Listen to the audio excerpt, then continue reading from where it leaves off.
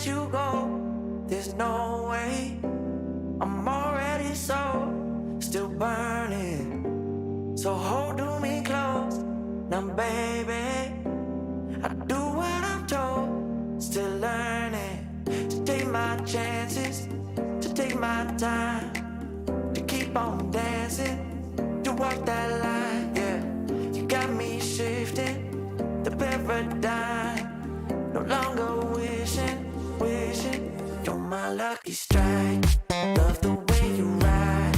Look into my eyes, say you're ready to go. $1 million life, yeah, we could roll the dice. Act like you surprised, but you already know. Oh yeah, got lucky overnight. Jackpot when I got the invite. Let me wrap my arms around you, cause I can't go home without you. And my heart just vibe with you, babe. Wanna go sky high with you, babe. Gotta bring you close to tell you that you're my lucky strike. And I got to tell you, if you didn't know, then I got to tell you that you're my lucky strike. And I got to tell you, if you didn't know, then I got to tell you that you're my lucky strike. Cooler than cold, I'm all in. So load up the dice, so heavy. The way that you roll, I'm falling. So I never fall, I'm ready to take my chances, to take my time, to keep on dancing, to walk that line, yeah. You got me shifting the paradigm, no longer wishing. You're my lucky strike, yeah. Love the way you ride. Look into my eyes, say you're ready to go. $1 million life, yeah, we could roll the dice. Yeah. Act like you surprised, but you already know. You're my lucky strike, and I got to tell you, if you didn't know, then I got to tell you that you're my lucky strike. And I got to tell you, if you didn't know, then I got to tell you that you're my lucky strike. I can't let you go, there's no way. I'm already still burning. So hold me close, now baby. I do what I'm told, still learning to take my chances, to take my time, to keep on dancing, to walk that line, yeah. You got me shifting the paradigm, no longer wishing. You're my lucky strike, love the way you ride. Look into my eyes, say you're ready to go. $1 million life, yeah, we could roll the dice. Act like you surprised, but you already know. Oh yeah, got lucky overnight. Jackpot when I got the invite. Let me wrap my arms around you, cause I can't go home without you. And my heart just vibe with you, babe. Wanna go sky high with you, babe. Gotta bring you close to tell you that you're my lucky strike. And I got to tell you, if you didn't know, then I got to tell you that you're my lucky strike. And I got to tell you, if you didn't know, then I got to tell you that you're my lucky strike. Cooler than cold, I'm all in. So load up the dice, so heavy. The way that you roll, I'm falling. So I never fall, I'm ready to take my chances, to take my time, to keep on dancing, to walk that line.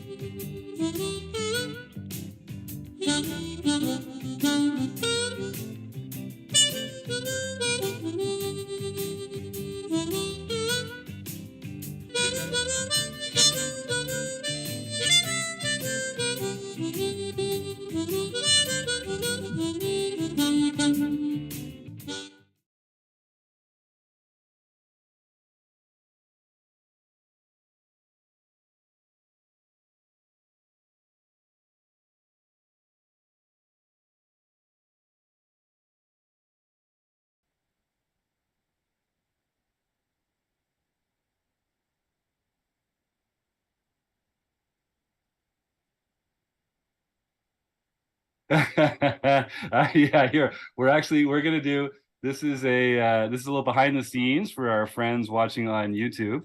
I was not sharing the audio for our podcast intro music here. So you lucky ducks, you get to see more performance anxiety happening here in real time on our live broadcast of the Rec Poker podcast. Jim So has OCD. If he doesn't miss a cue, he thinks it's a bad show. So that's that's right. process. Yeah, so I like to pre-ruin the show by missing the intro bumper every once in a while. So I am going to go back and start the recording again for the podcast. But hello, YouTube folks, and thanks for joining us tonight. All right, here we go on this end. Maybe if I cue it up at the very beginning first. Oh my God. Ladies, thank you for joining us tonight. We're a very professional organization. I don't know if you can tell. All right, this time I mean it. All right, here.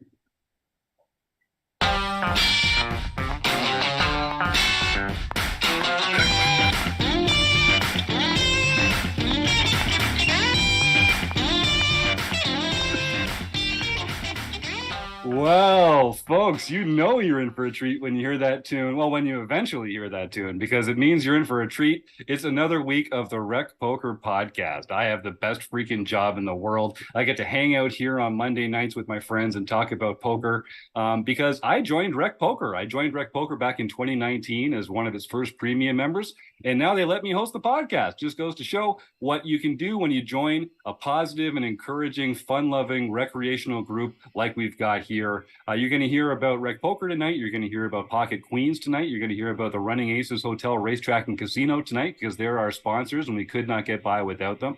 You're also going to hear about some other fantastic members of the RECing Crew here because, like I said, I'm Jim Reid, Bluffsterini in the home game, and at Rec Poker Jim on Twitter. You get used to hearing my voice on Monday nights because they let me host the podcast, but I am just one of the crew, the village, the gang that makes all the magic happen here at Rec Poker. If you want to find out more about me and the other members of the RECing Crew, you can head on over to rec.poker/crew. But just listen up because you're going to meet a few of them right here tonight on the show.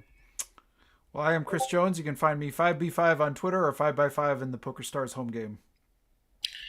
My name is Joe Coolis, and you can find me on Twitter at JoeCoolPhD, cool with a K, and as Elvita11 in the home game. And I'm John Somsky. I'm Poker Geek MN everywhere. Kim Kilroy. I am PetFat_33 on Twitter. I am Fergie56 in the home game.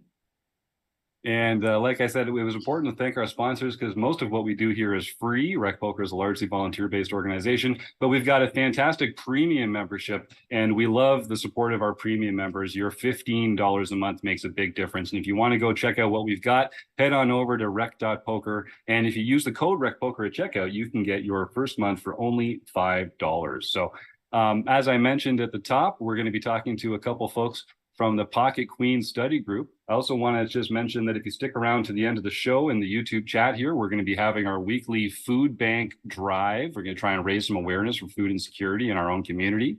And we're also going to be highlighting, again, every Tuesday night, you can come and win a prize by playing in our free Play Money home games, compliments of 100K Studio. So we'll talk about that a little later on tonight. So Pocket Queens, the study group, I'm happy to be welcoming Victoria Livshitz and Dayanna Ciabaton. We're going to talk to these two fantastic folks in just a moment here. We're going to be talking about the landscape of poker for women. We're going to be talking about studying in community.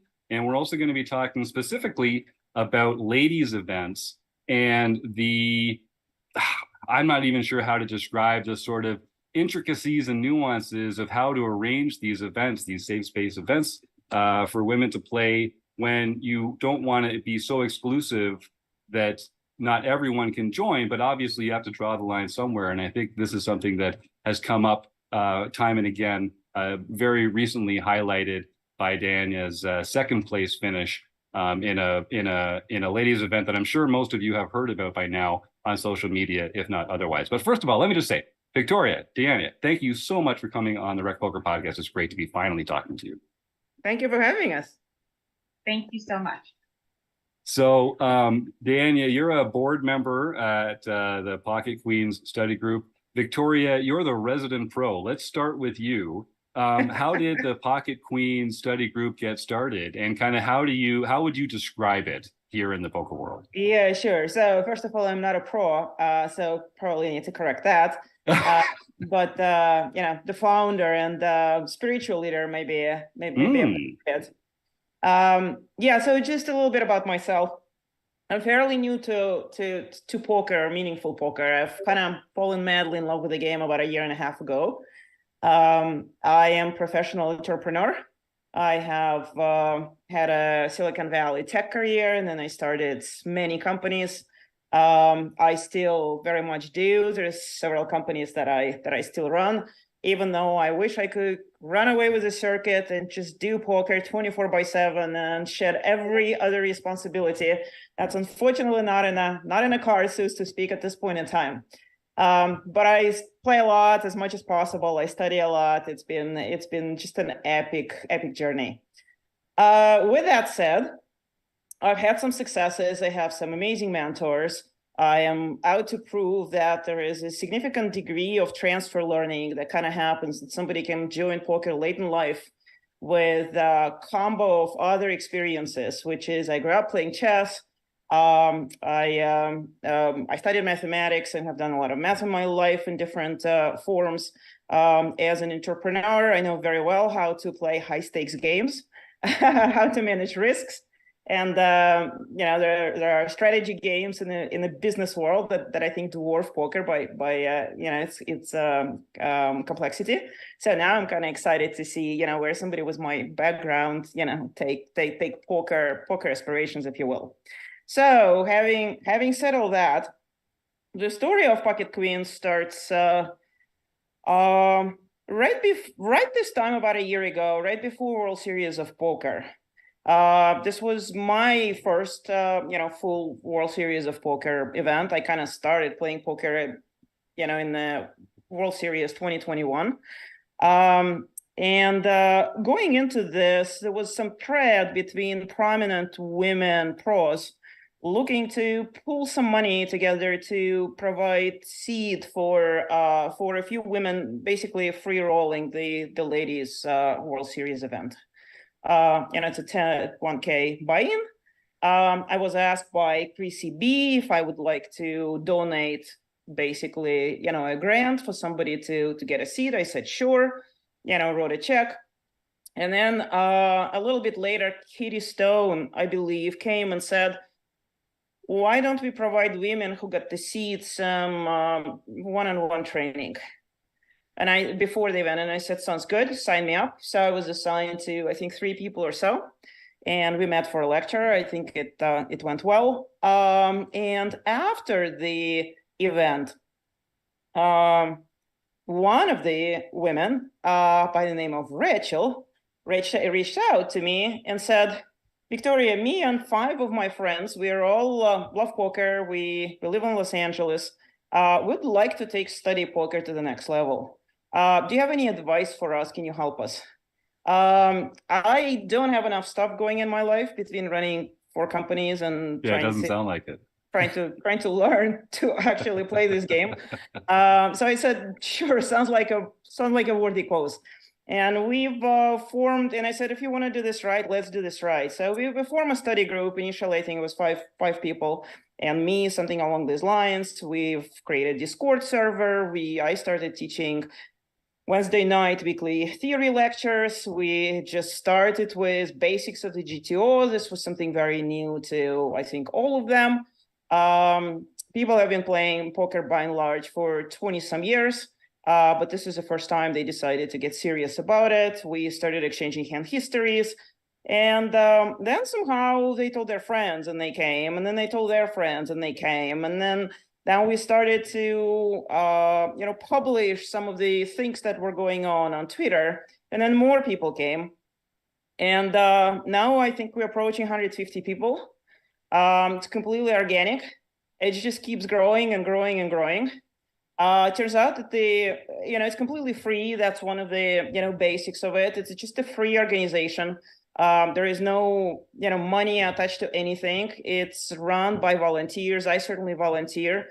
And then the other thing that I was able to do is I play Myself, I play high stakes. I play some of the most prestigious events that there is out there. I have now a group of friends that are elite poker players that I reached out and I said, I'm doing this thing. Would you like to help? And it was just this overwhelming support. People said, how can I help?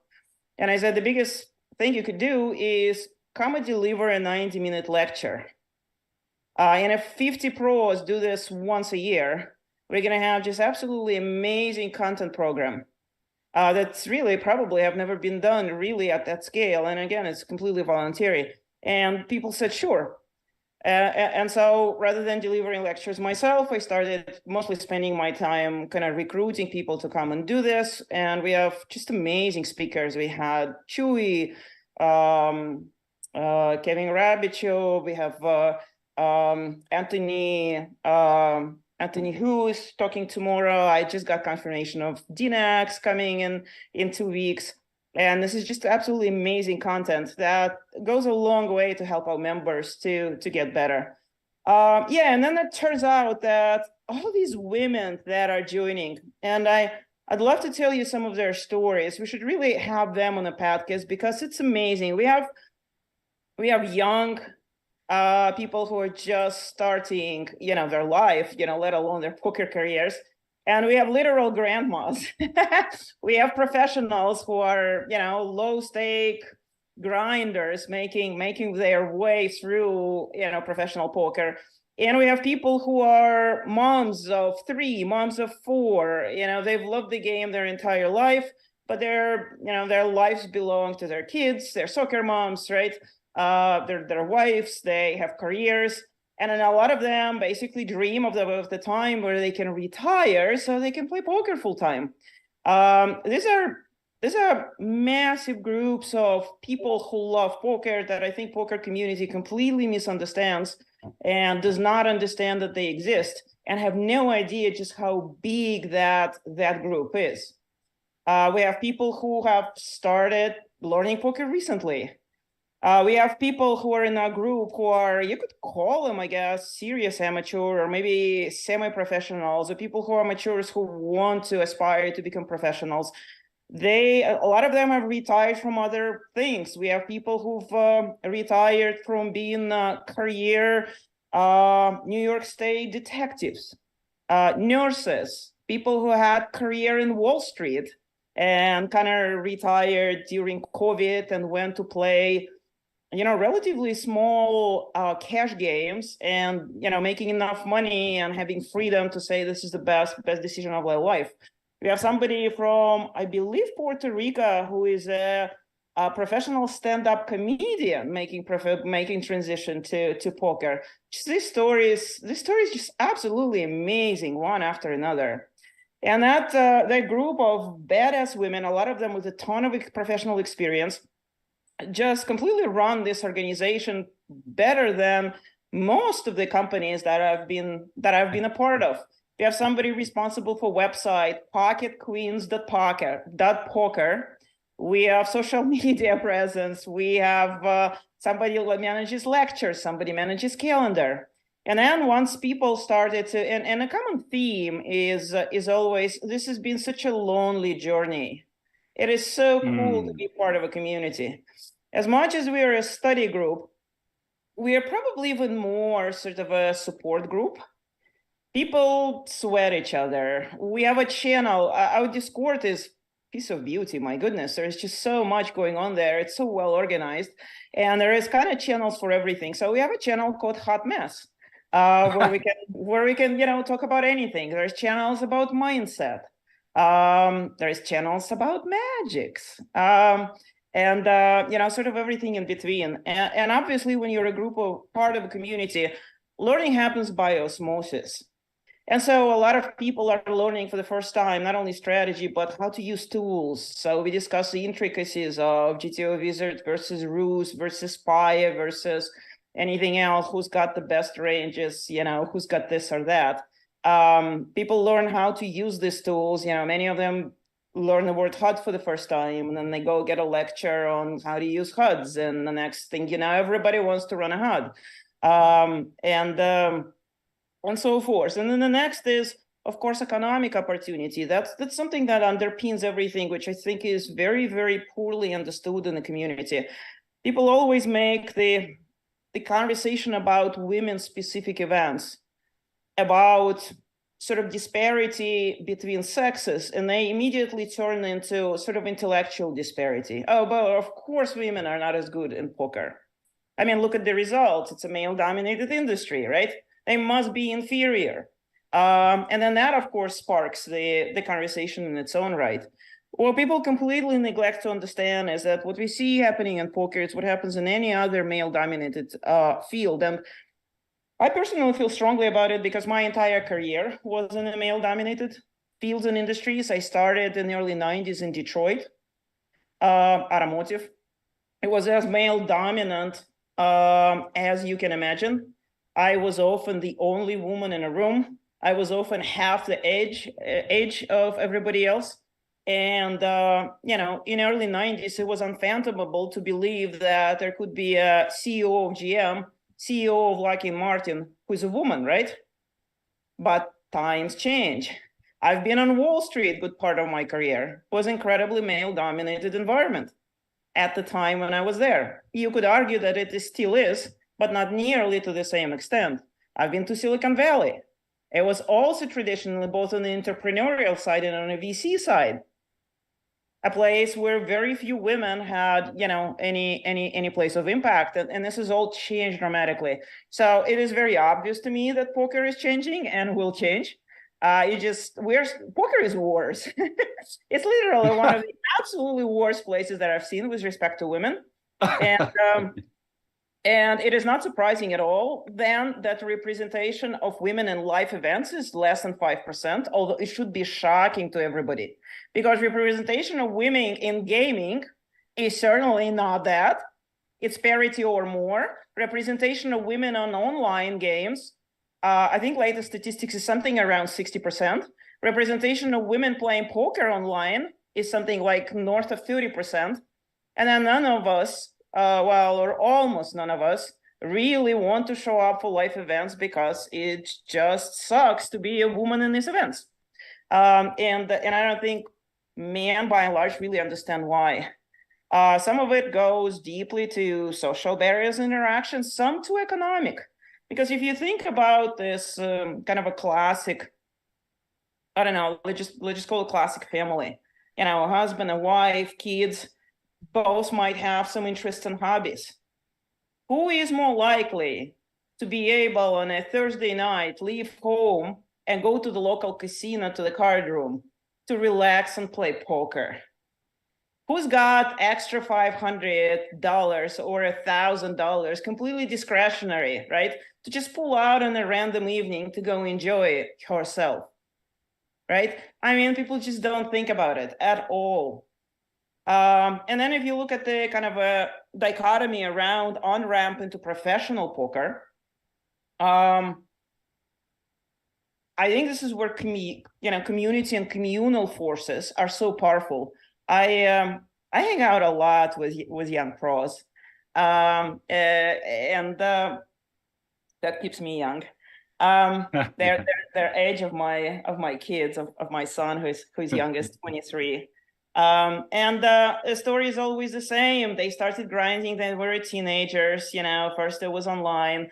Then at some point in time, they decide to quit school or college.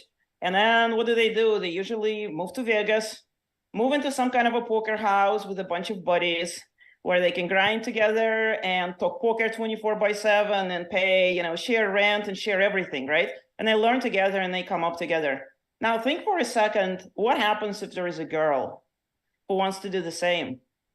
First of all, it's pretty hard for guys. There's so much stigma, usually around parents, around family. It's not exactly a most approved choice.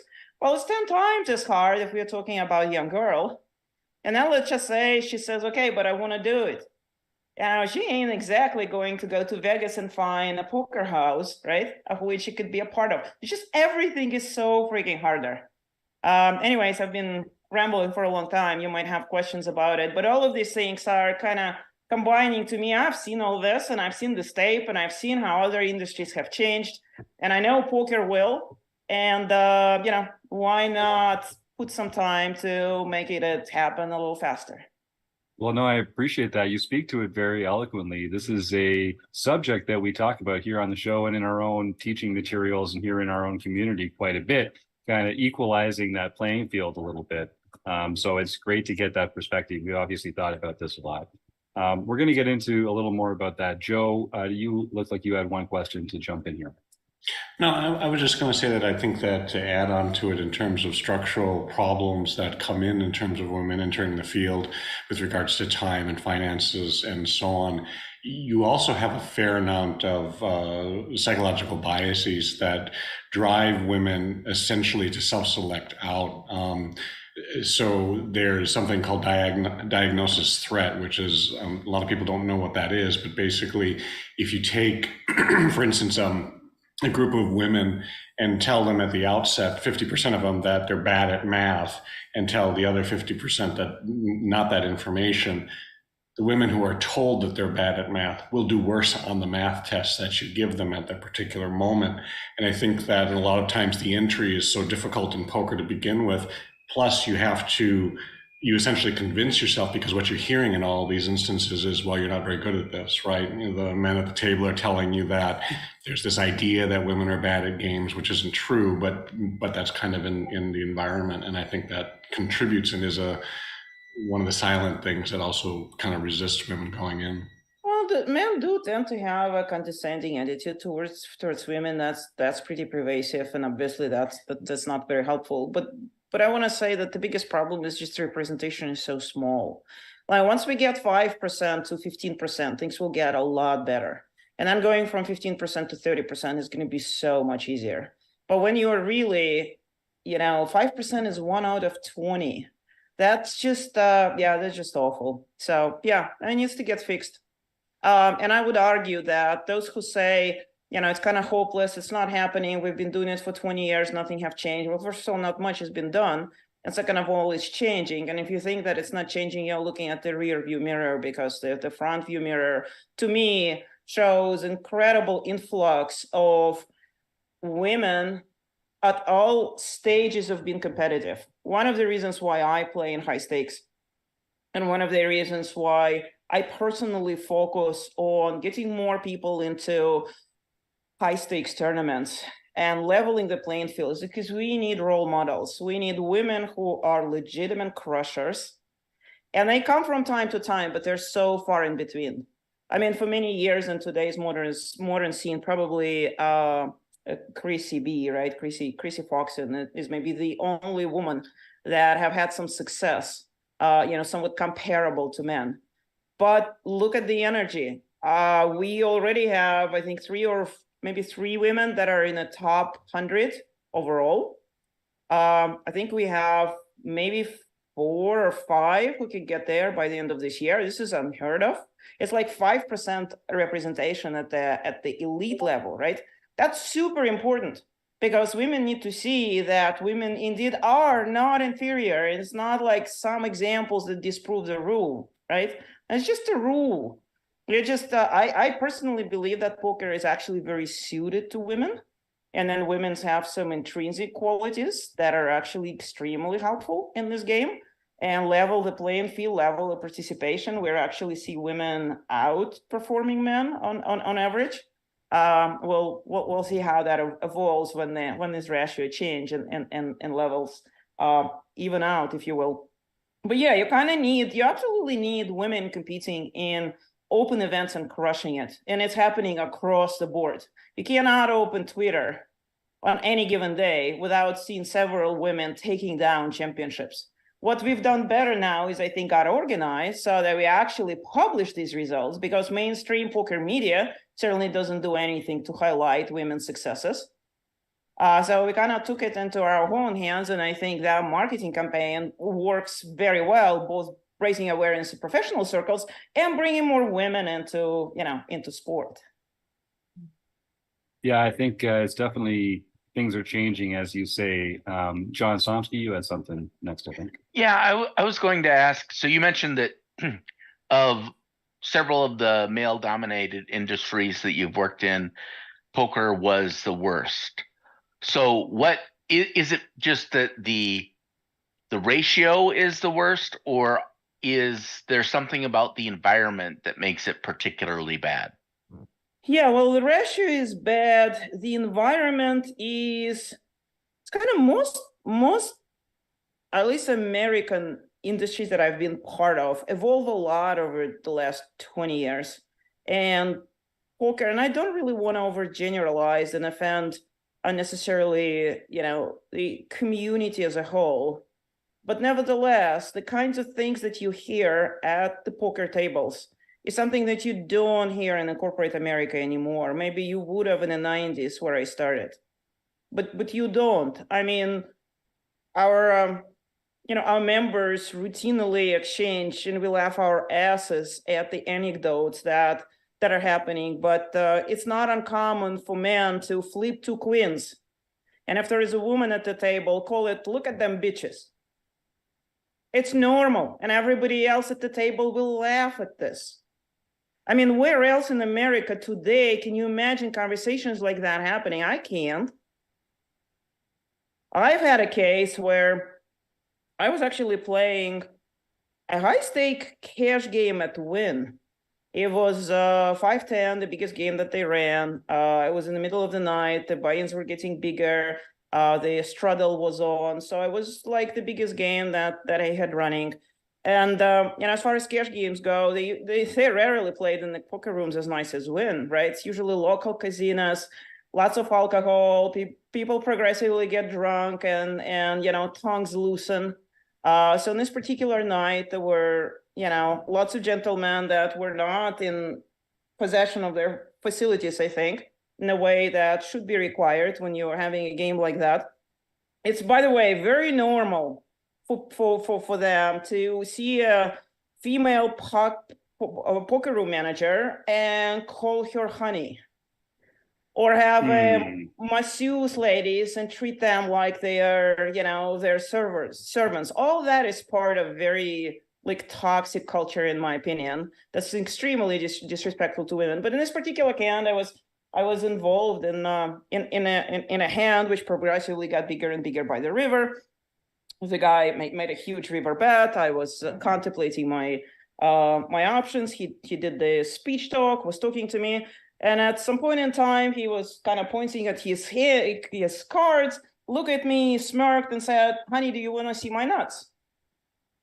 Right? I mean, can you imagine these conversations happening in 22, 23, in any other place but poker? I can't.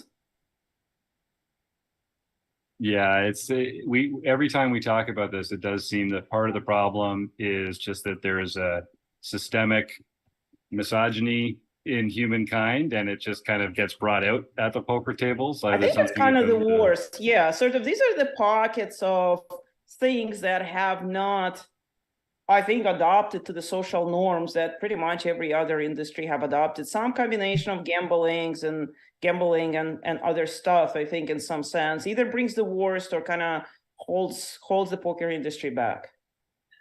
Can I say something? Please.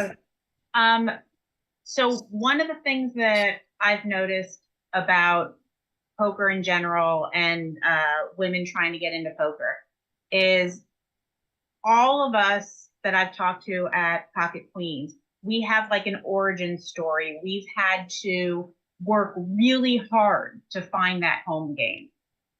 For me personally, my husband was invited to a home game. My husband doesn't play poker. And he said to me, "Oh, this guy, Tim, he invited me to the home game. Why don't you see if, you can go?" It took so much persuasion. I had to be the cool chick. Like, there were no other women. I ended up playing in this home game for, over 10 years. But like, as a woman, you have to love math. You have to love games. You have to be passionate about poker, and you have to go through these lengths that men don't. Because socially, when, as I was coming up, there were no women poker games. There were no home games that had women. And for guys, you don't have to want it that much. You just have to be invited for a Thursday night out with the guys.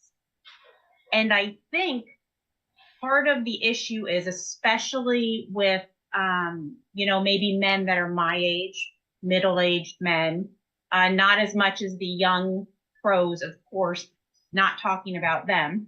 But they grew up with these home games where it was all guys, where part of the discord was talking about women in very disparagingly way, like just physical, talking about appearances and talking about whatever they're gonna, the locker room talk.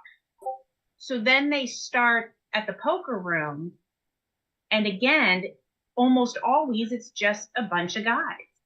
And so they're not filtering any of that. Then a woman shows up, and all of a sudden it's like, oh my gosh, the amount of times the dealer has said, hey guys, there's a lady at the table, which is the worst thing you can say. All we want to do as women is to be treated equally. We don't want any talk about the fact that we're a woman playing poker. We just want to play poker. We're there to take your money. We just want to be serious about the game. And we don't get to do that because it's all about us being a woman. And it's aggressive comments, it's microaggressive comments, it's, the dealers that, again, not saying they're doing it to be rude, they're not, but they're just people that are just saying the wrong things over and over and over. So the women that are actually showing up are having to deal with all of that because we love the game so much. But imagine if that wasn't there. And all of a sudden, women would want to have a social poker night out. And these groups of women, instead of just getting these, in my opinion, these top elite math-oriented gamers like Victoria, like Kim, like myself, instead of just having us, all of a sudden you could get the population, just like men, the whole population, we could have this group with the whole population of women that are going to the poker room on every Thursday night or doing home games. And it would grow the game by far more than anything else. But right now it's too toxic. It's too toxic for those women to put up with it. Well, I know we're going to talk in just a moment. We're going to start talking about women's events specifically and setting up that kind of dynamic where you can avoid that sort of toxicity. Joe, you had one thing you wanted to jump in with before we move on. Yeah, I thought it was a very interesting comment about the differences between corporate world and the poker world. And the corporate world did not go nicely into the realm of treating women effectively. And all you have to do is go watch 9 to 5 again, that movie with Dolly Parton, and they'll give you an idea of what in a very short period of time things were like 30 years ago. But I just think that poker is not, in some sense, poker has to incorporate what is acceptable in the work world, given it's a place essentially of work, that women need to be treated effectively the same as is tolerated in employment settings. The stuff that goes on at a poker table, for one, shouldn't happen, because the dealers shouldn't have to put up with it. They shouldn't have to put up sexualized comments. They shouldn't have to put up all those things. But the casinos don't fear legal ramifications because we've kind of taken a hands-off approach. Whereas corporate has to worry that there's a lawsuit coming around the corner and they have to change and they have to educate and they have to do a lot of things that I don't think casinos are doing. And you're exactly right, is that there either has to be a mass of women sufficient in order to police itself. Men at the table have to make a decision that they're going to make some sort of fundamental change and stand up for women at the table. Or from a legal standpoint, there has to be punishment for the casinos for allowing this sort of issue to come forth. And I'll just kind of leave it at that. Is a comment I've made a number of times. I'm the chair of the employee threat assessment team. So we see the kinds of behavior that you're seeing from people continuing to today in the location that I work. But the problem is we're going to get them, and we're going to drag them out, and we're going to fire them if it happens. And so you have some sort of consequences that come because these are threats. These are threats against you. It makes you feel like you're going to be harmed, killed, or so on if you don't comply. Saying, do you want to see my nuts is nothing more than a power move to make you feel uncomfortable, to make you feel threatened, and to make you feel like your life is at risk in that instance. Now, you may not have, but that's what it's for. It's posturing. Yeah, exactly. Yeah. Exactly. And to add to that, you don't even have to look at the female poker players at the table. Just look at this casual flirting that is considered completely normal by the poker players towards female dealers. Mm-hmm. Like, start there, right? There is just this overall acceptance of things that, to your point, corporate America have eradicated because, yeah, there's actually a danger of lawsuits. But for reasons that many people probably understand better than me, that's not happening in a poker world. You're not going to have a female poker dealer filing a complaint, HR complaint against the, drunk customers who are calling her honey and offering, half jokingly, whatever, take her home at the end of the night. Mm-hmm. So that was, oh, sorry. I was just going to say, and in some sense, men often encourage that. And the last time I played live poker, one of the dealers clearly was trying to get a tip out of me and said that I was attractive. And so clearly she must be blind. But it was like accepted in a lot of respects by the men as like, it's okay, this is what we all want. But women don't want that. They don't want to be looked at in that particular regard because there's threat behind that statement, and it sexualizes you, and in most instances demoralizes people when they're having to put up with that at the table. So yeah, so again, being as kind of a newcomer to poker, learning my way around, learning about the industry. My views right now is that it's kind of super backwards, and it definitely has very real reasons why there aren't more women in poker. But at the same time, I kind of know that it's a foregone conclusion that it will have to change. Everything else changes, and this changes too. Women are coming. Groups like Pocket Queen, and we're definitely not the only one, are putting women first. There's a lot of just incredible things happen when you allow people to find their tribe. And if there is one thing that I want to say about Pocket Queens, and I think why we all feel so privileged and so special, we sort of found each other tribe. And that was the missing piece. Once you have people finding tribe that they belong to, amazing things has happened. And it's not just that everybody motivates each other, so performance is going through the roof. It's again dealing with economic opportunity. For example, now members of our team are organized enough that they're renting Airbnbs and turning into poker homes around every major series.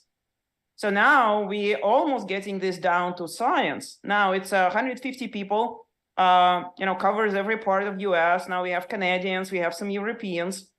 We have people from our group going to, European events and whatnot. And we're starting, some people are volunteering, say, oh, I'm going to be a regional manager. I'm going to handle Northeast. I'm going to handle, Southwest. We're going to handle the West Coast.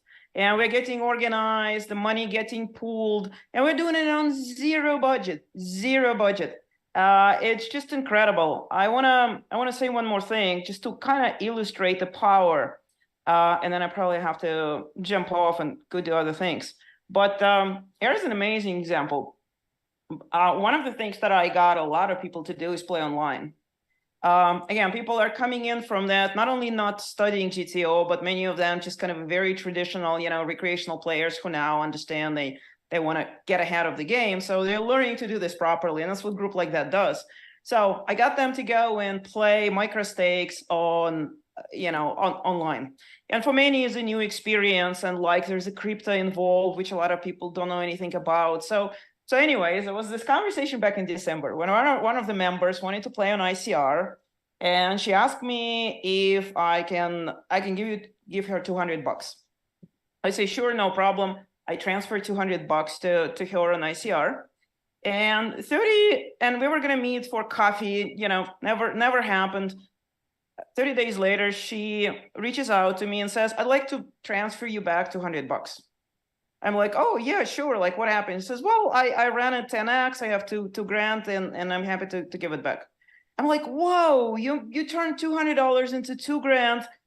First time opening accounts. Like, it's such a classic epic story, poker story, right? It's like, you have to tell it to the group. She's like, okay. So she goes on and does this little write-up on our Discord. Within 15 minutes, and her online handle is Frogger. Within 15 minutes, Frogger Challenge is born. So members of the group say, all right, the game is on. Turn $200 into 2,000. Who can do it faster? So people organize, create this challenge. Yes, you'll explain, all of this. But next time, we see that being blown up in 14 days. Next time, we see it blown up by 3x.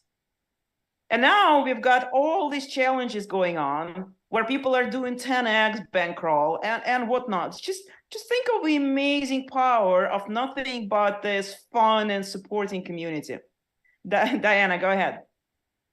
No, I was to this day, I'm the record holder for Frogger Challenge. I did it in 12 days. Correct. Yes. See, Very this is proud. the thing. Very proud. We talk about this all the time here. Like we play for fun, but it's more fun when you win, right? Like we're all competitors. Yeah. We like to have these challenges and to keep track of who's beating who and that kind of thing. So that doesn't mean we can't get along and do it in a respectful, competitive fashion. Just wanting to win doesn't mean you have to be a jerk about it all the time, particularly not at the live tables.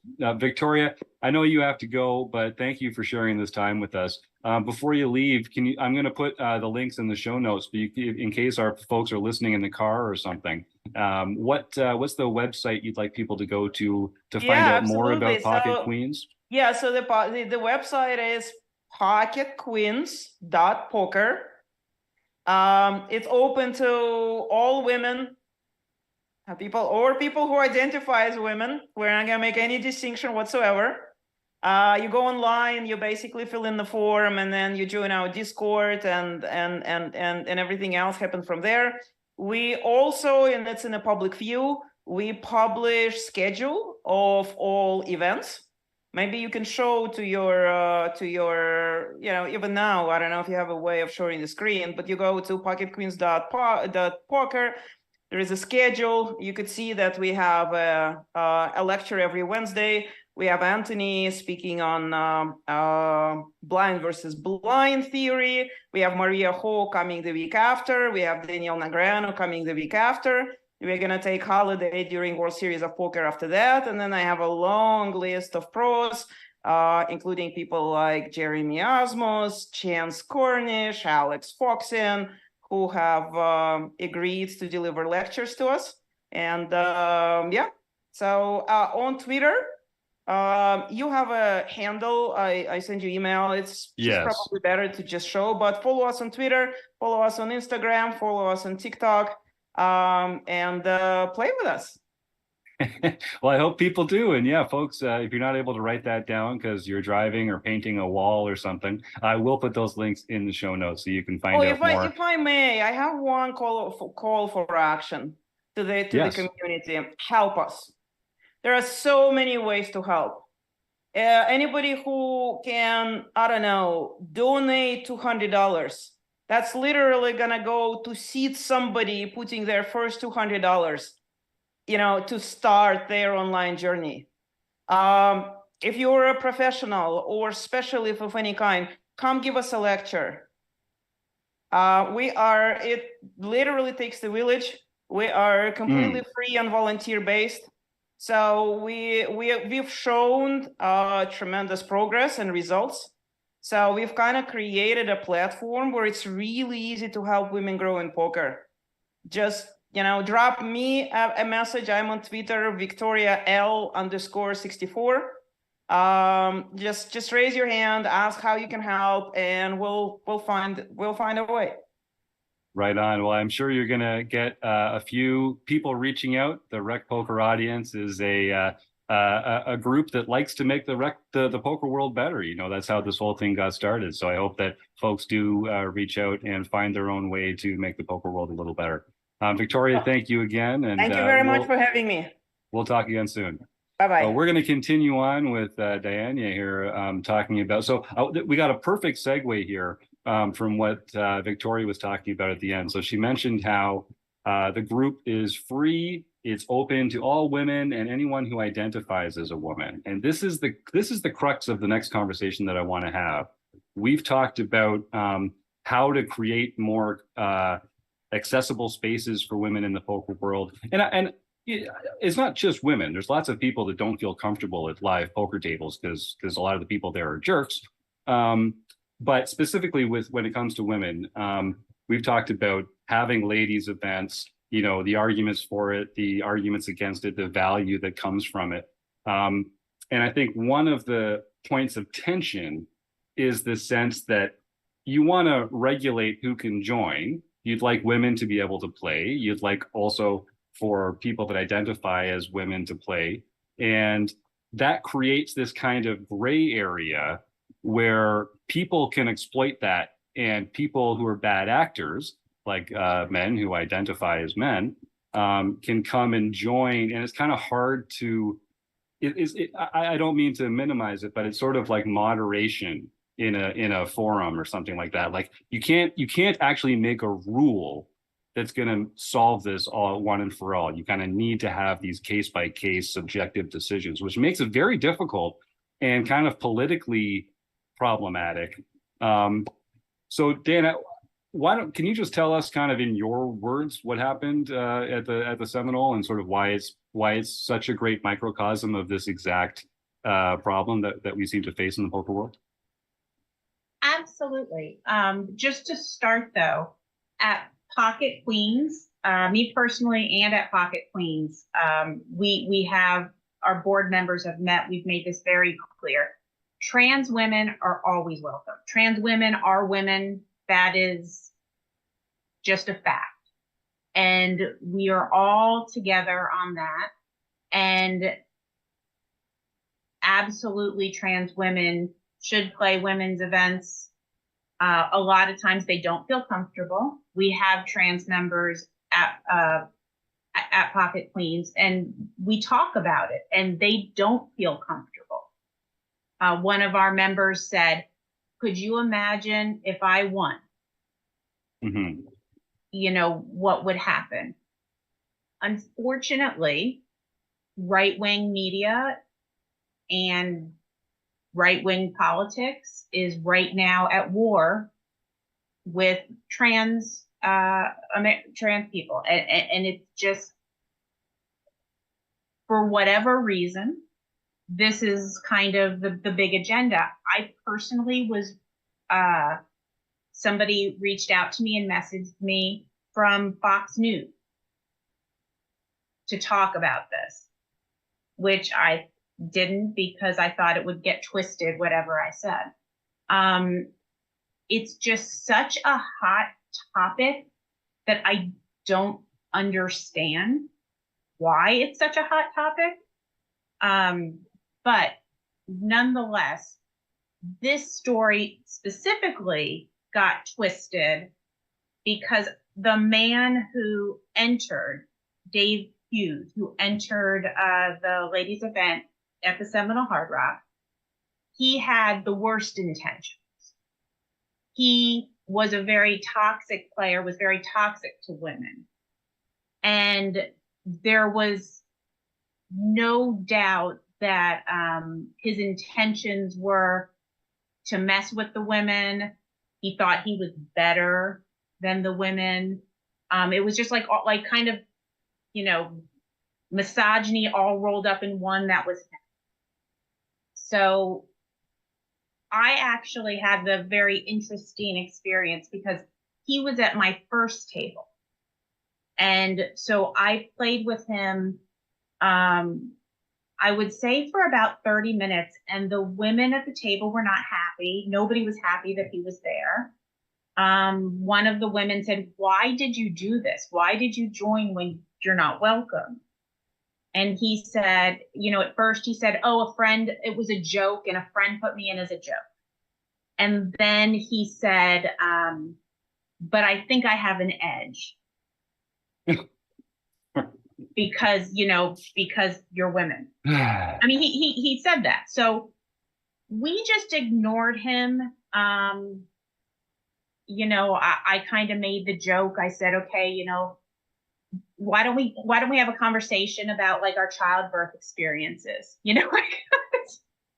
Trying to come up with something to make him feel uncomfortable. But periods. Just talk about periods the whole time. I did say that, but I didn't know if I could say that here, but I did say that. And we actually bonded. The 8 women that were at the table were bonding over our unhappiness that he was playing. And so we didn't let it get us down, but we definitely weren't happy. He was there, and when he got knocked out, we were high-fiving the woman that knocked him out, and we were all very happy. And it took about 25 minutes for 20,000 chips at what we were playing, like 1-1. He was out in about 25 minutes. And we were very happy. He left. I did not think he was going to react because we made it known that he wasn't welcome. We told him, okay, if that was a joke, but let us tell you, like, you're not welcome here. Nobody wants a man. We explained it all to him. And he was gone for about 20 minutes, and I did not think he was going to revive. But then somebody said, oh, he rebought. And I was in shock because I couldn't believe that somebody that we had said, don't do this, that he did it again. And that's when Ebony Kenny, who, is an ACR sponsored pro, she's wonderful, always supports women.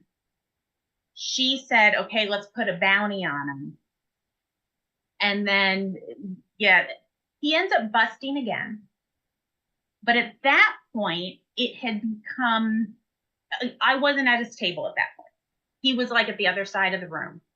But I think it had become like a little social media thing of this guy's entering. So they were like, okay, like, let's get some more dead money if you want to rebuy, it was very different than when he was at our table. And the women, like, they wanted the bounty. So they were like, okay. And I was disappointed at that point, but I didn't say anything because I didn't feel like it was my place. And I didn't think it would ever become a big deal because, I'm somebody, I have a ruse subscription. I understand GTO poker. I study a lot. This was somebody who doesn't study. This is somebody who is, I wasn't worried about him as competition. And I'm sorry if that sounds bad, but he wasn't a very good player. So the third time is when he had the $300 bounty put on again by Ebony. Somebody matched it right away, so it was up to 600, and then I think fairly quickly got to around 750. And he realized that if he just went all in with 2 pair or all in with a hand that he knew was best, somebody would call him because there was $750. And he was able to accumulate chips because he had the bounty. And I didn't play with him again. It was kind of, people were talking about it like, oh, he's accumulating chips. He's got a, big stack. I didn't play with him again though, until the final table. And at the final table, I witnessed a couple times, specifically, there was a young, really good player. Her name's Abby. I know she hangs out with Landon and Abby Merck from Poker Power. Yeah. Landon Tight. It's Abby Poker. is her Yeah, handle. Abby Merck. She's one of the Yes. Poker Power instructors there, along with Yes. AJ Rudolph and them. Yeah. She's a good player. He jammed a lot of big blinds. When we got to the final table, his bounty was at $2,100. And he must have jammed I don't know, like 80 big blinds. And she called with ace six because the bounty was at $2,100. Sure. And she was the chip leader. And he had pocket sevens. And he doubled up, and then he was the chip leader.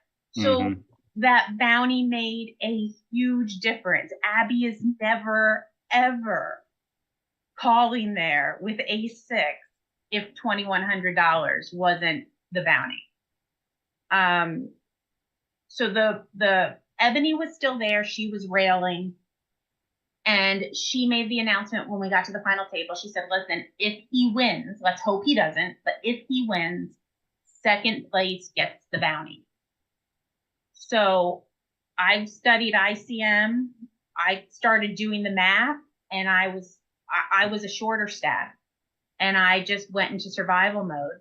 And I was like, I'm just going to survive till to second, and pick my spots, play, tighten up, and not worry about playing against him, So that's the way that I handled it. And I ended up getting second. He also at one point jammed, and one of our pocket queens, when we were the final five players, three of us were like old time pocket queens members. When I say old time, no like way. we had all been in since November. I think I was like the 12th member who joined. That's great. Like, and they were there too. Yeah. And so the three of us were together, and he jammed over a raise with Jack 6 offsuit into who was then the chip leader, Joy. She called with ace 10, and a jack comes. And so he then gets another huge stack. I didn't want the bounty at that point. I wanted her to win. Like, yeah, that's how much we all wanted him to lose. I was like, I don't care if I don't get the bounty. I want her to win. But anyway, so I just survived. I got to heads up, and it was, he had 6 times more chips than I did during heads up. One of the things that we talk about when we talk about how women feel uncomfortable at the poker table. I've been playing so long, I've had to deal with so many toxic men. It doesn't bother me. But I put myself in somebody else's shoes who maybe isn't as seasoned or doesn't have like such thick skin. He was scowling at me throughout our heads up match, to the point where the rail was worried about my safety. I ignored him. I looked down at my chips. I looked at the cards. I knew he was staring at me. I knew that he wasn't trying to get information, because somebody had told me that he had said to them that he stared at women to make them uncomfortable. So I knew that he was doing that. He was staring at me and then he'd glance glance down at the table and then go right back to me. He was just trying to intimidate me. It didn't work. I didn't care, but the rail said it was really, really, it was not good. I ended up taking the lead. I ended up winning almost every pot that we played together. And I was all of a sudden had 6 times more chips than he did. And I was positive I was going to win. I mean, like, right. Jim, I was 100% positive I was going to win. Yeah. I know that feeling. And he was down to, I think, 7 big blinds. I looked down at king high. I jammed. He had ace high and ended up doubling. And then there's only 40 big blinds on the table, and he made runner flush 2 hands in a row. And that was it. And I was so upset because I felt like I said this to the rail. I said, I let womenkind, poker players down. Like, I had felt a lot of pressure. Sure. It was, personally, I doubt I'll ever have that type of experience again, where if it was another woman I was playing with, it would have been day and night, like how I was feeling. Yeah, and that's what I want to talk about here a little bit, because even if he was less of a jerk, and it sounds like he was a jerk about it, it still wouldn't have actually made it that much better that he was in the event taking the seat that he was. Here, John Somsky, you unmuted there. Do you want to add something here? Well, I just want to say, Dayanna, I don't think you let women down. I think that man let the human race down. So, you can't control people being a jerk. You can only do what you can do. I mean, it'd be no different than if this had been any other tournament and you happen to come in second place. Of course, that's not your desire. I realize there's more on the line than the victory in this particular case, but I wouldn't be hard on yourself for that. I think, and if he gets this in any way, shape, or form, don't do that. I mean, the whole point is we want people to be comfortable playing poker, and if having a women's event gets women into being able to play poker, just like we have lots of free money events that we play on PokerStars here. And it's because it gets people used to playing poker and invites them into the community. And that should be the goal, not anything else. So I don't know. Kudos to you is what I'm saying. Well, thank you, John. I appreciate that. And there were a lot of women, I just told my story. But the amount of women that I talked to during the tournament who this is the one tournament they play. This is the tournament that they feel comfortable playing. This is the one they flew in for. I was staying there. I was there for 10 days and played, a bunch of tournaments.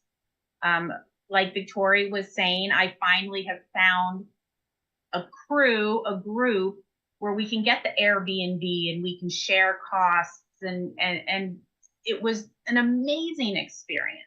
My first actual tournament series that I got to go travel to and play. I mean, it was fantastic. But I'm telling you, it was a crazy experience. It was a crazy experience to go through that.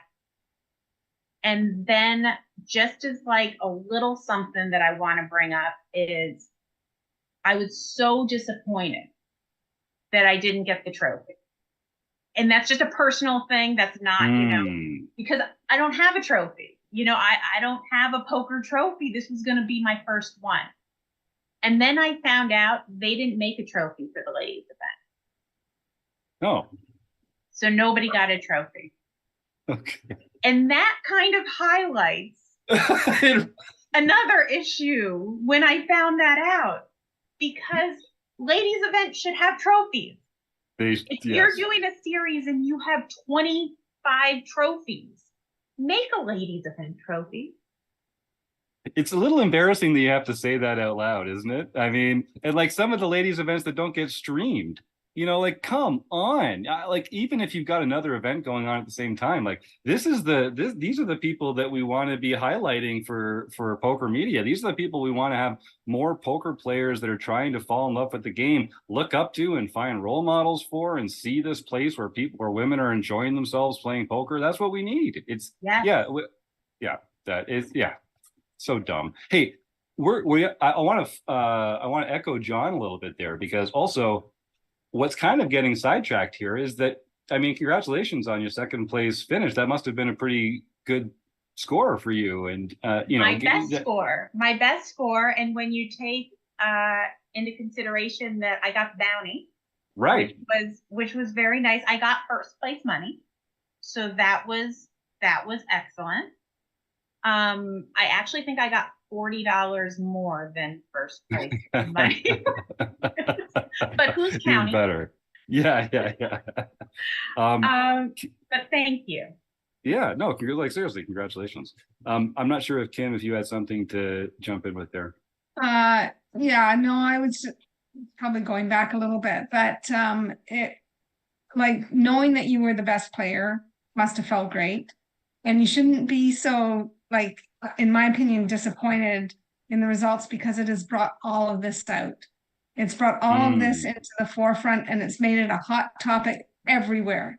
And I think that's only going to make it better in the long run for women.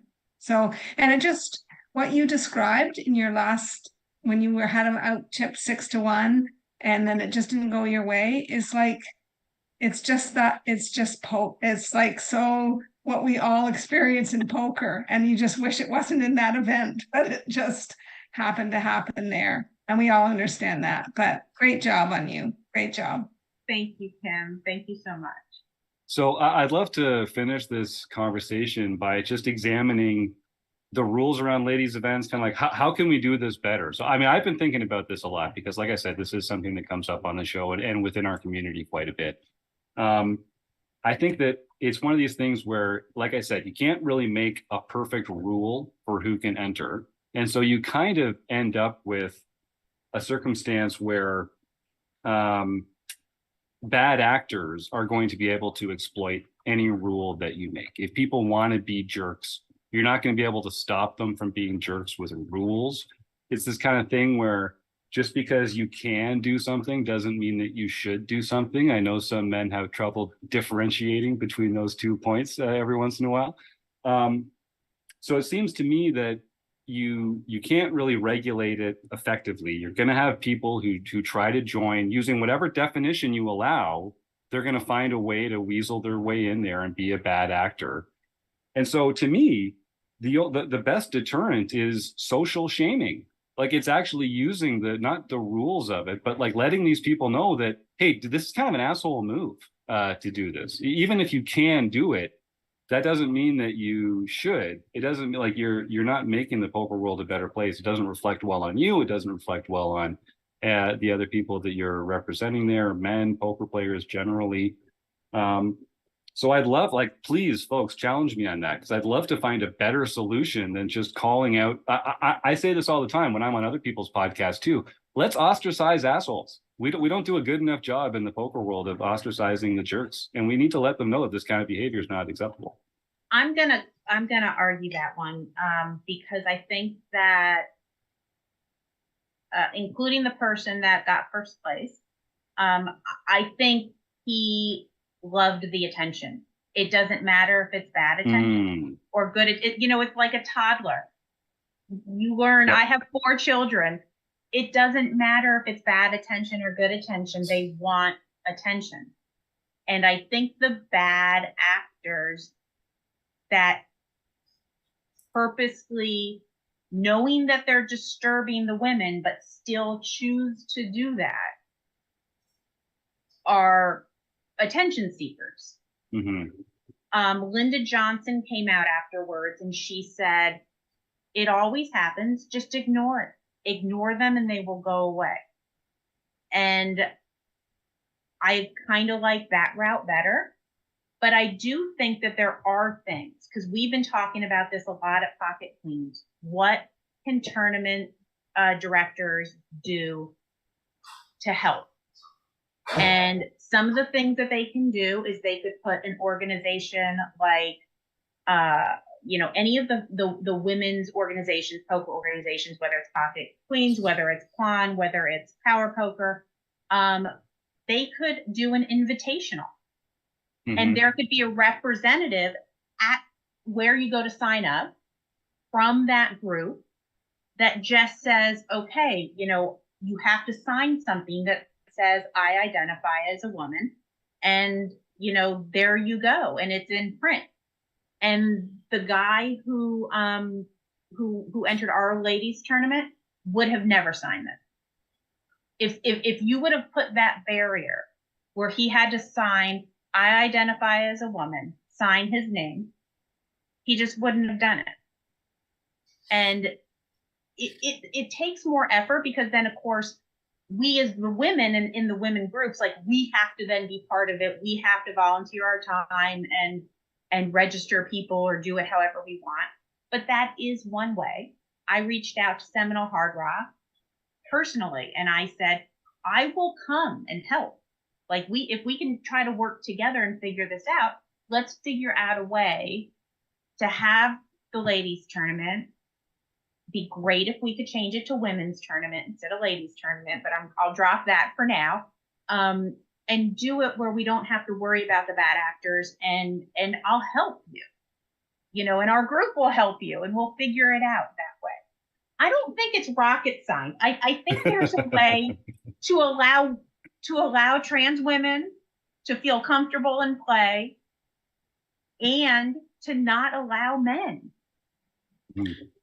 Joe? I think there's one way. There's only one way that you're going to knock bad actors out from doing dumbass stuff like this, and that's beat them. And beat them in the tournament, and do not let them get up from the table when they come in. Freeze them out and send them on the door. That's the way that they're going to respond. And not we did that twice, and we did that the first 2 times. So I'll just say that, though, you created a financial incentive for everybody, you know, to play poorly for going forward. And, you know, I can obviously see why that's the case, but that's what people listen to, is losing, right? Coming in and saying, I couldn't do it, right? His big problem is he thought he had an edge on you, and he doesn't. Clearly he doesn't. Mm-hmm. He's not even close.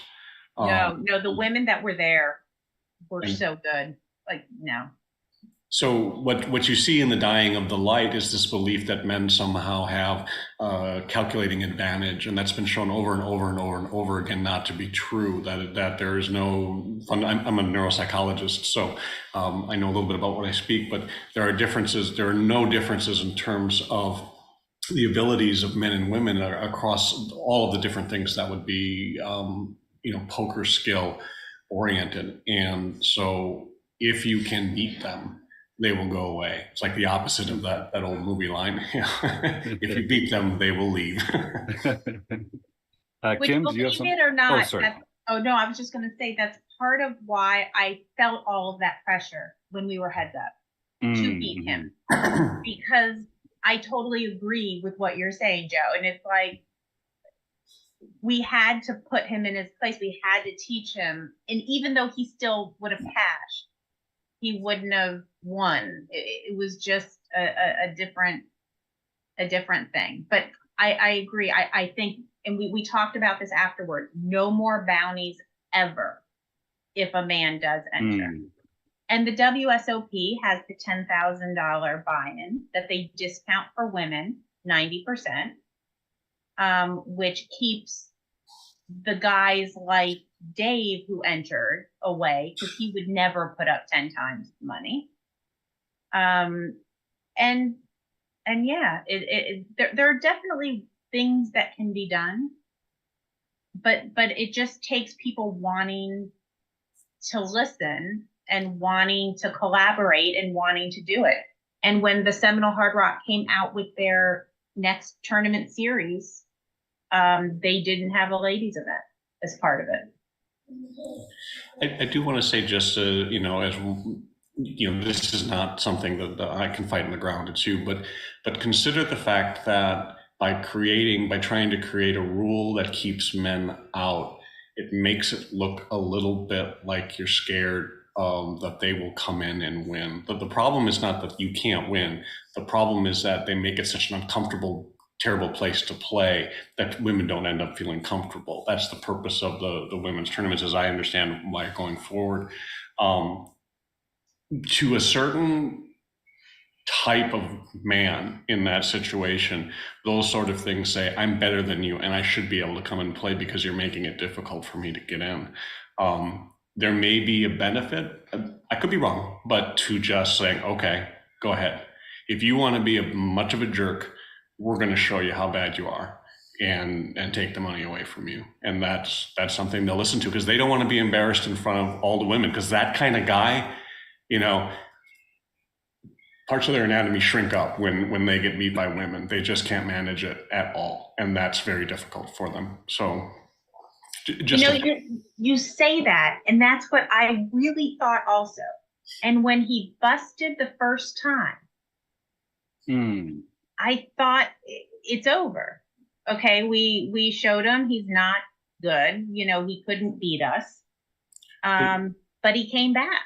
Right, because he had to overcome that, right? Because it was a shaming event for him. And so he dropped 3 buy-ins, 3 bullets, and probably would have lost again and again if you wouldn't have bountied him, right? To the point that people made some fundamental mistakes in the hopes of winning a bounty in a non-bounty tournament, right? So, and again, I totally get, I would have done it too. I'd been like, you know, I'll throw $1,000 on the bastard and get rid of him.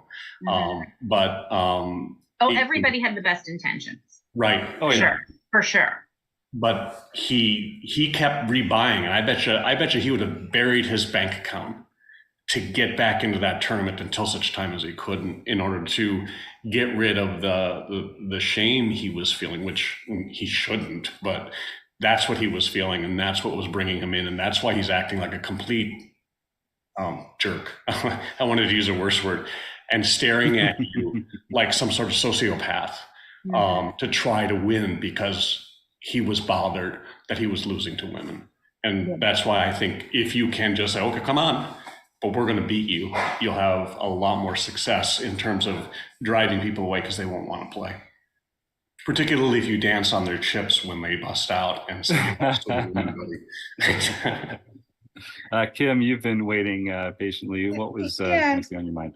No, I'm listening to everybody. Everybody's got really good points. But I think that these kind of guys are just looking for the attention. And in today's world of all of this Twitter and social media, they can get the attention immediately. They can get instant gratification when the attention comes back in. And I think that to Linda Johnson's tweet, that it was let's just ignore them. Let's just make them nothing. They are nothing. They don't mean anything. They're just another buy-in in the tournament, and they don't mean anything. So I think that really had validity. I don't think we can ever really keep men out of women's tournaments, and I don't know if we should try. I mean, there's also, Dayanna, I liked your idea about having invitationals, but having people sign as identified for women, it leaves out non-binary people. It leaves out a section of people that should be allowed to play. So I do like the invitational aspect, whether it's just we belong to this group and now it's an invitational. Somehow that could work. Somebody said, let's put a 100K event and discount it. Well, I thought I heard somewhere that Nevada can do it, but it's not legal in other states because it is based on the law of ladies' nights at bars, and some states have outlawed ladies' nights at bars because of date rape things and things happening with those.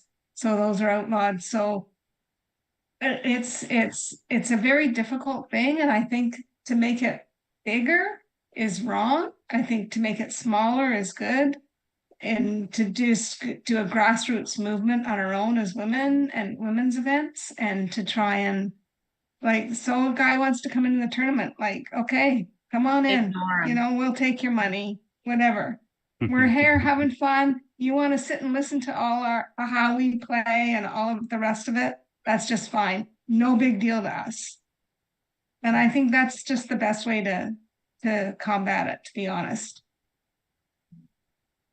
John Somsky, you typed something into the chat earlier that I want to just mention here. The idea that right now, women who love the game of poker are fighting through these barriers to come and play poker.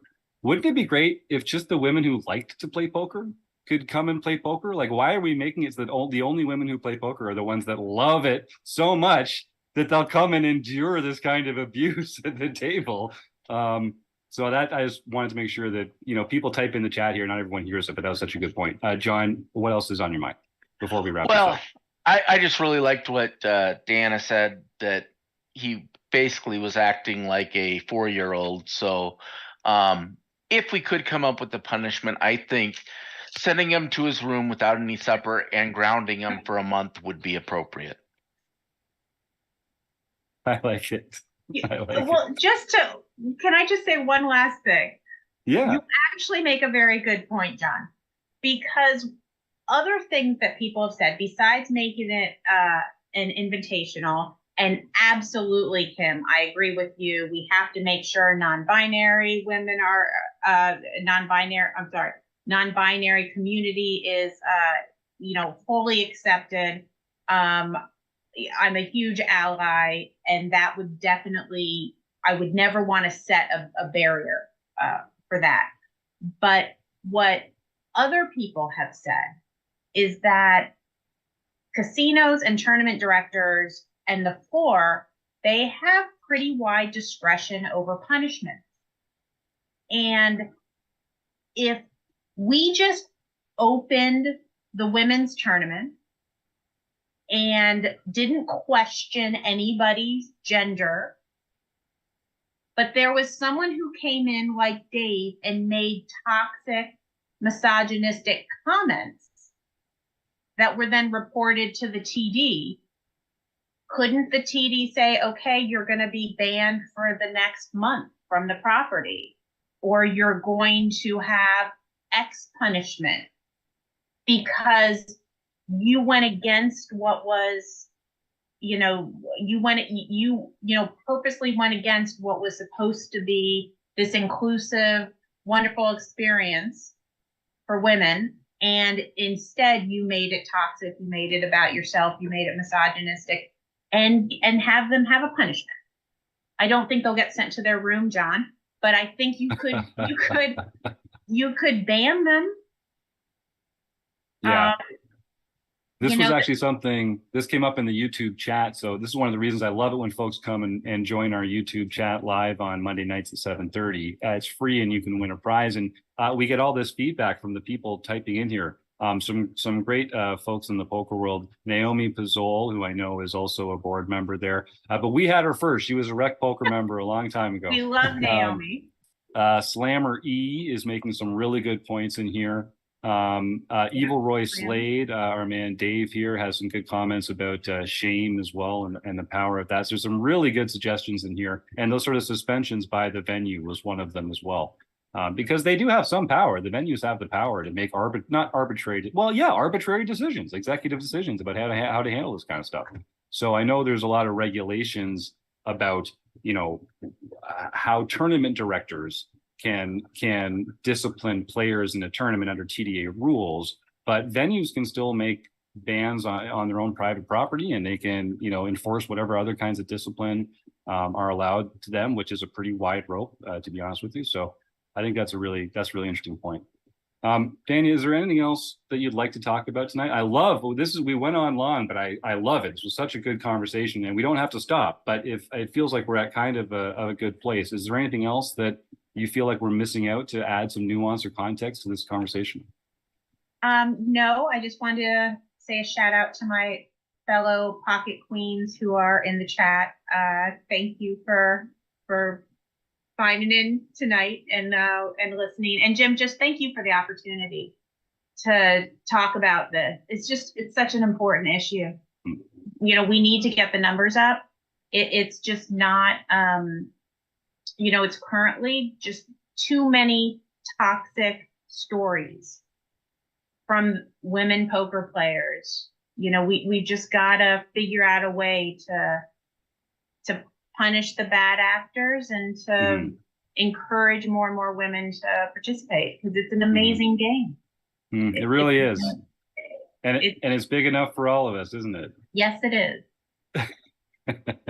Well, I agree with what Victoria was saying earlier. I think that the pendulum is swinging. I think that change is in the air. I'm pretty sure you guys are going to hear from a couple other podcasts about it, talking about this issue. And I think the more we talk about it, like we were saying in the YouTube chat here, sunlight is the best disinfectant. So the more people having this conversation, hopefully the more people are feeling comfortable taking that step and thank you for coming on and sharing this with us. I know this was a very personal experience for you. So be able to talk about it with strangers here, and our thousands of listeners are going to get to know the intimate details of your poker stories. So it was our pleasure to have you on and to talk to you about it here. I hope this isn't the last chance we get to connect. Thank you so much, Jim. And thank you, panelists. I appreciate all of you. All right, well, we're going to get into some home game results and wrap up today's show, but feel free to just hit that X, Dayanna. And again, don't be a stranger. We'll connect again soon. So that was a really good conversation. I'm really glad we took a little extra time with that. Feels like a great subject that's worthy of nuanced conversation. And I like that we got some pushback within the discussion and also from some of our YouTube chatters as well. You know, it's just like the forums edition of the podcast. It's the conversation's better when people disagree, and you can disagree respectfully, and that's how we get closer to truth. You have to find that middle ground, and that's how we get better as people too. So disagree. I wish more people would disagree. Okay, we are gonna start doing our food bank drive. I should just remind folks, start typing the words start typing the words food bank into the YouTube chat. And that's just our way of raising awareness for food insecurity. Food insecurity exists on a spectrum, and lots of people that you might not think need help probably do need a little help every once in a while, putting food in their bellies or in the stomachs of their children. It's hard right now for a lot of people. And the best way for you to make a difference is by donating some time, money, or some non-perishable food items to a food bank near you. And if you just pull out your phone right now and Google food banks near me, you'll find a few organizations that you can help with that support.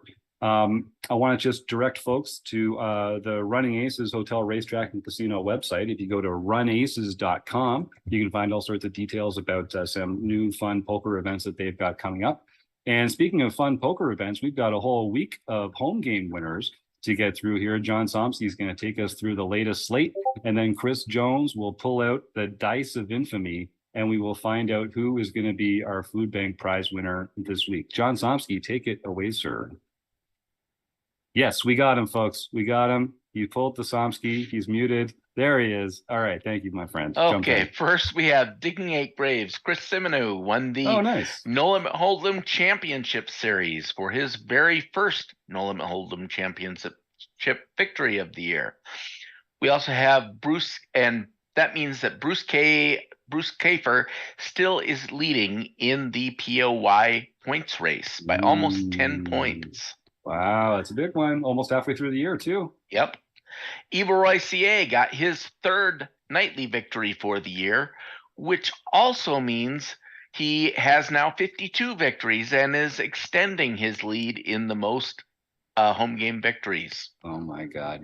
The Mayor is back, got his first nightly victory for the year. DJ Voyer, Mark Wittig, got his first nightly victory for the year. And Now Then KB got his third nightly victory for the year. Stewie 13, Stuart Carriage, got his fourth nightly victory for the year. And a really mad guy, got his first daily mixed victory for the year. Rozzy Q, Rod Squarto, won the 8 a.m. international tournament. BD, and that's Central Time, the only time zone that matters. And BD Under got his or her first nightly international victory for the year. And then BD Under is not public? No, it's not public. Oh, well, congratulations, sir or madam, that I know very well, on your recent RecPoker home game win. You can ask them if they would like to share that information. I would be more than happy to say things. Then we have Denise Aces. Denise Allen won the LPP event, so she can contact Jim at rec.poker for her free month at Learn Pro Poker. I'm looking forward to that. We actually, Denise and I are emailing back and forth. She's been doing her own study group with some other members, and she's got some great plans. for helping people learn more about poker and for getting more involved with RecPoker. So it's funny, people start getting more involved in RecPoker and then boom, just like that, they're winning the home game. It happens with remarkable, other than you, Joe, sorry, I shouldn't. Yeah, no, I never win. But I do want to point out that that Denise, as my understanding, played the peel for the first time. I was there, and I'd like to take credit for everything she learned from my lovely description of all the hands.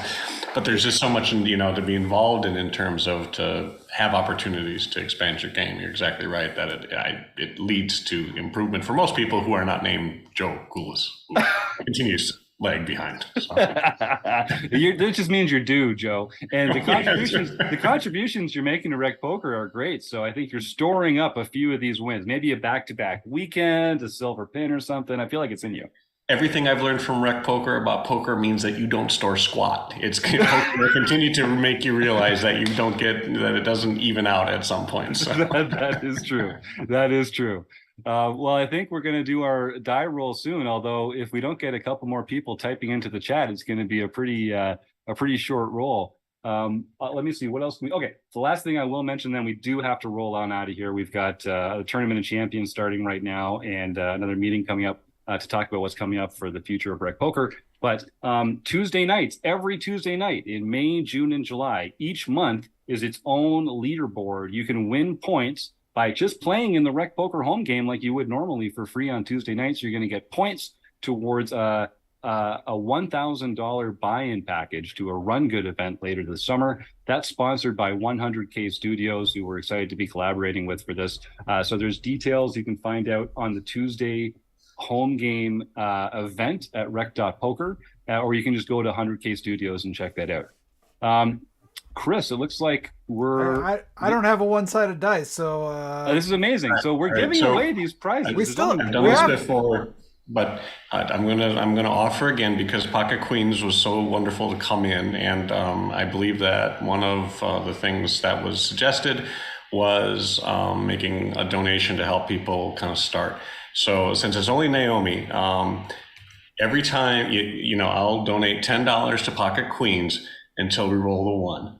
$100 maximum, okay? But are you not claiming which dice I get to use? Do I get to use the 100-sided dice, or which dice do I use? Whatever dice you want, but it's $100 to max. This is why I learned. No. Chris will try to screw me no matter what with these dice.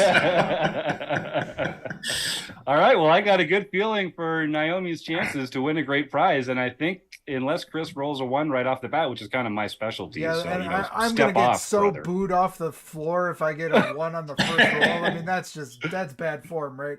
Here we go. I love this, Joe. Thanks, man. It's a 3. It's a 3. All right. That's a 3. I did it. This is like the craps table where everyone's cheering for you to not roll the. Yep. Okay, that's a 5. That's another 5. Excellent. 5. I mean, that's a good number. Yeah. Jim, what are you doing putting another finger up? That's a 3. 3s and 5s only so far. That's a 6. Oh, closer. That's a 6.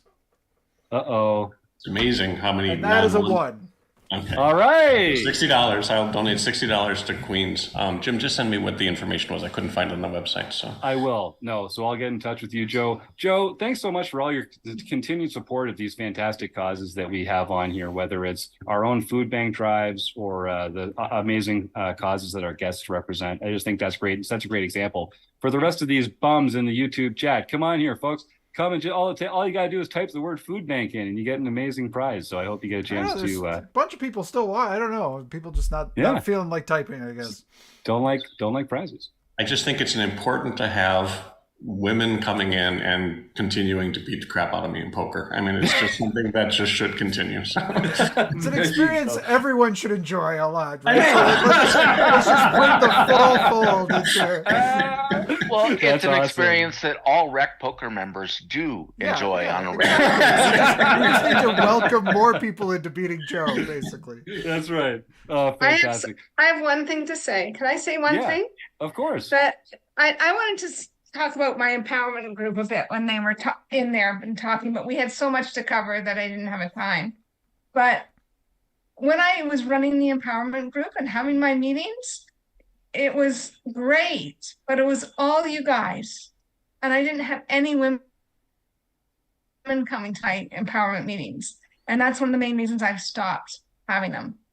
So if there's any women out there in rec poker that want to get these going again, just let me know and we can start getting them going again, because I appreciate you men and I appreciate that you are all for women in poker, but the empowerment meetings were full of men and not women. There was me and my guest. Yeah, so folks, if you don't have to be a premium member to join Kim's empowerment group. If you're a community member, if you've joined for free and you think that this is a worthwhile conversation that you'd like to contribute to, Kim's a fantastic member of our RECing Crew leadership crew here, and she has a lot of power in our group here to make the poker world a better place. And please do come on and join our conversations. Message her in the Rec Poker forums or a DM in the website, and come and get more involved. We would love for more women players to get more involved here at Rec Poker, 100%.